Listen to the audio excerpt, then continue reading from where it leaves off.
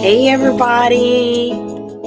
Hey, happy midday moment. Hi replay people, as we give a moment for live people to join us. I heart each of you. Hey, I heart you. Peekaboo. Peekaboo.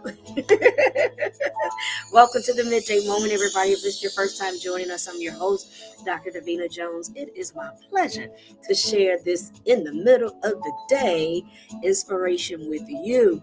The midday moment is the place where we expect great things, not because we ignore the questions of our day, not because we ignore the challenges of our day. We happen to believe that we are fully human and fully divine. And our fully human selves, we got issues, y'all. In our fully human selves, we got choice language. We got a bunch of stuff going on in our fully human selves. But in our fully divine selves, and in our fully divine selves, we've got the answers for all of that. And so the midday moment is designed to help you tap into your divine. When you tap into your divine, honey, you find all of those answers, you find the voice of God within you. It's already in you. We're just helping to facilitate you pulling it up out of you. Yes. And we're not by ourselves. The midday moment is a part of a larger network called Kingdom. And we've got a full spread of Kingdom menu inspirations for you. So I invite you to go to the midday moment page and scroll up and down, and you'll get a chance to see all the menu options. All right, come on, OGs. It's time. Let's hear it. It's time. Come on. It's time for the midday moment. We'll give you a little volume. It's time for the midday moment. Yeah. It's time for the midday moment. Don't lose your jobs now. You can sing softly if you have to. All right. I'm expecting great things, and I'm creating great things. Yes. I'm creating great things. I'm creating great things. Tell me where you're creating at in my life. Yeah, I'm creating great things. Where else? In my home. Oh, I'm creating great things. Where else? All around me, all around. I'm creating great things. Eyes may not see, but I choose to believe. You may not see, but I choose to believe. They may not see, but I choose to believe. And them may not see, but I choose to believe. I believe in great things. All right, feeling a little silly. Okay, everybody say thank you, theme song. Say thank you, theme song. You welcome. Theme song says you welcome. All right, everybody, let's get to it. Welcome to the midday moment, all right? The place where we expect great things. Those of you that have been with us, you know that we are finishing up, getting rid of the junk. I know if you were reading on our earlier timetable, then you've already gotten to day 45, okay? But we slowed it down a little bit in the midday moment. Y'all remember back in the day we used to go clubbing and the DJ would say, we're going to slow it down just a little bit. I don't know why that tickles me, but that tickles me. We're going to slow it down just a little bit. So we decided to slow it down just a little bit and take our time and kind of coast on through the last few days, because just as we finish this, where's my book? As we finish this next week, we're going to be starting in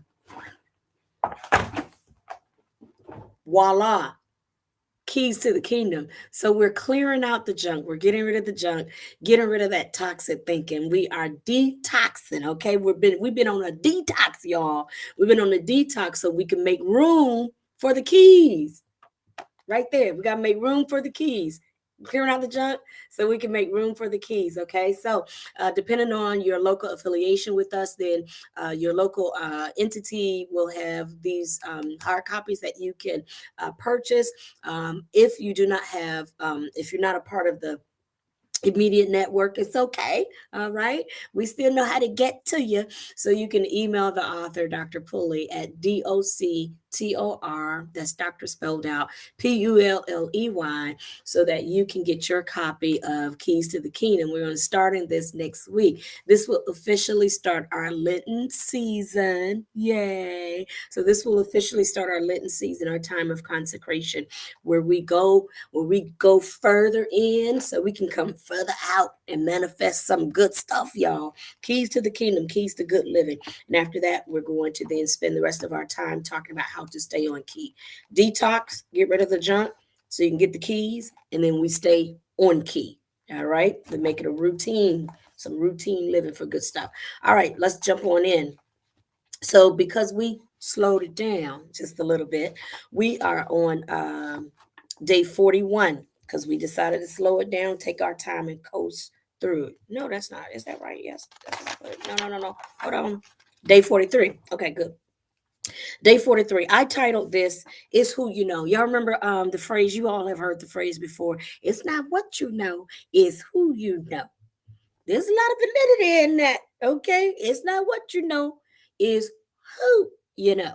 So today we're going to be talking about the importance of who you know. So we've heard that when we talk about jobs, careers, gaining access to different things, different opportunities, we often say is who you know. Some people join.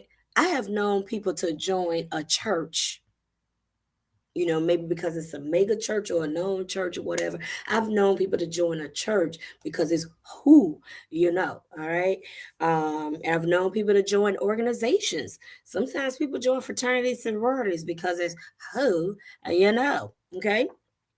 I have not had a practice of joining a church because of who you know in that sense, nor have I had a practice of joining clubs and associations with that in mind, who you know. All right. But some people have. Well, today I'm going to affirm that there's some truth in who you know. So, in our background reading, remember, we don't read here in the midday moment. So, there we go. We encourage you to read, and then we just kind of give a little overview, and then we dig in a little bit. So, in our overview reading, background reading, it includes Genesis 3 and 1 through 19. And we referred to this yesterday, but today it is the centerpiece. And that is the centerpiece of this story. And there's more than one creation story. I know I'm throwing a little curveball, but this is one of the creation stories. So there are a few different creation stories as you go from Genesis 1, 2, and 3. And then I think in Song of Solomon, we refer to that as another version of the creation story. If I'm corrected, if I'm incorrect, I welcome the correction here. But there are various creation stories, and in the centerpiece of this particular story here, um, Eve has partaken of the fruit and shared it with her husband. And then they go hiding because they realize, ooh, we naked. We done been revealed. We done been caught. And they go to hide, and, God goes to look for them. God, say, hey, where y'all at? What y'all up to? And they say, well, we got scared because we know we came into some awareness of some stuff. We all, up until this time, all they knew was good. That's all they knew was good. But they decided to go ahead and eat from the tree of the knowledge of good and evil. All right. And we mentioned yesterday that the serpent lied to them and told them, if y'all do this, y'all gonna be like God. And the truth is, they were already like God. They were already made in the image of God. And so then it sets off this whole series of what some people call the curse. I refer to a curse as nothing more than a restriction.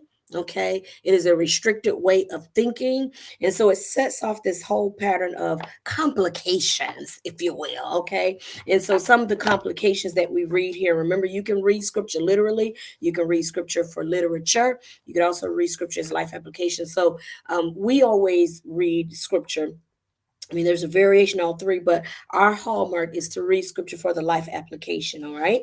And so in this life application, you see complications here, complications for y'all eating of this fruit. And so the complications include the snake, upon thy belly shalt thou go all the days of your life. Complications here, I will put enmity between the husband and the wife, the man and the woman. Um, Complications, I will greatly multiply thy sorrow and thy conception. Complications, thy desire shall be to thy husband, he shall rule over you. Complications, thou shalt eat of it the ground. The ground is cursed, and thou shalt eat of it. Complications, restrictions, the curse. Thorns also and thistles shall it bring forth to thee. These are complications. Complications as a result of the action that was taken. um how do you relieve yourself from the complications of life? How do you relieve yourself from these so-called curses or restrictions in life? How do you graduate? Because this ain't forever. This ain't forever. No, unless you decide for it to be your forever. But this does not have to be a forever. Okay. And so, how do you release yourself from the complications? How do you release yourself from these challenges? I'm challenged here with something in my eye, but that's all right. I'm going to relieve myself from this complication. So, how do you relieve yourself from these complications? It's all in who you know. It's all in who you know, people. It's who you know. All right, here we go. Jones Jewel number one. It's all in who you know. Number one, it is all in who you know. Number one, God. First John 4 and 8 tells us that God is love. It is all in who you know. God is love. If you know that, then you're on track to relieve yourself from some complications. He that loveth, he that loveth not knoweth not God, for God is love. For God is love. Period. Point blank. God is love. If you know that, it's in who you know, then you're on track to relieve yourself from some complications, y'all. Yes, indeed, you are. You are on track. So, Jones Jewel number one, it's in who you know. How do you relieve yourself from complications? It's important that you know that God is love. Now, I know when you read Genesis and some other places here, it seems like I've mentioned this before. Last year, we did a whole week on I don't serve the angry God. I don't do angry God and mean Jesus. Last year, I did a whole week on that.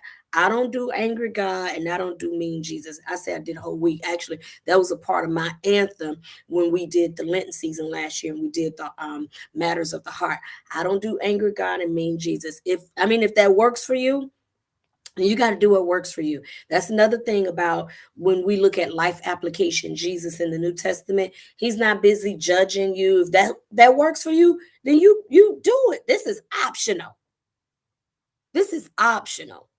You get a chance to do what works for you. If that serves your purpose, go. If angry God, mean Jesus works for you, go for it. If that's what it takes to keep you peaceful or what have you, that's a judgment. My apologies. But if that works for you, go for it. Okay, doesn't work for me, so I don't do angry God. We see God through the eyes of how we've been influenced, and I'm choosing to see God as the God of love. First John 4:18. So it's in who you know. If you're gonna relieve yourself from the complications of life, all those complications that we talk about in Genesis chapter 3, 1 through 19, if you really, because you don't have to do that. You don't have to on your belly for your whole life. You don't have to live paycheck squandering and living beneath your potential, always in an abusive relationship, always, I'm always the centerpiece of some kind of racial something, gender something, racism, classism, sexism. I know the problem is you keep looking over there and thinking that it's all external. No, we can deal with this stuff from inside, but it's who you know. I got the inside track, is who you know. So, number one, when you know God as love, that helps you to relieve yourself from what you call curses, from what you call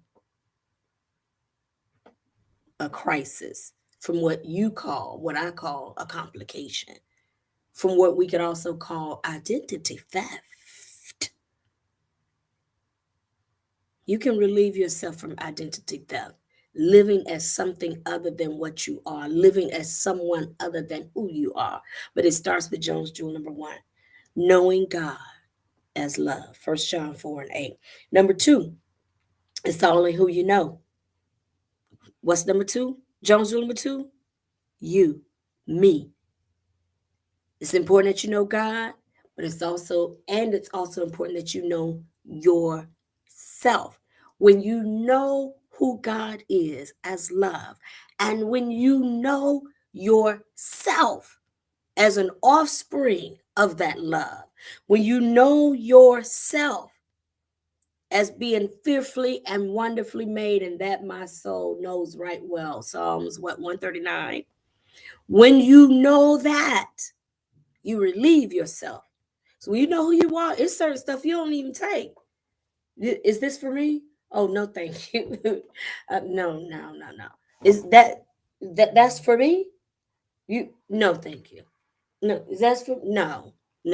When you know who you are, when you know who you are, then you're able to make your requests. You're able to draw a line in the sand about what you would take and what you won't take. One of my favorite lines in the movie is Tyler Perry's A Family That Prays.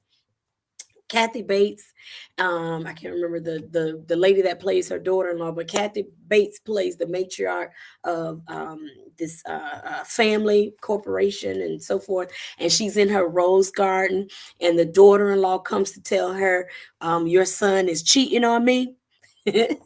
And she says, he's cheating on you, honey. Go home and get yourself a stiff drink. You are a woman without a prenup. So this situation is nothing but a recipe for good living. You got to know who you are. That might be an awkward example, but it works for me. You got to know who you are. The cards are in your hands. That's what she tells her daughter-in-law. All the cards are in your hand. All the cards are in here, but it is who you know. Do you know you? Do you know you?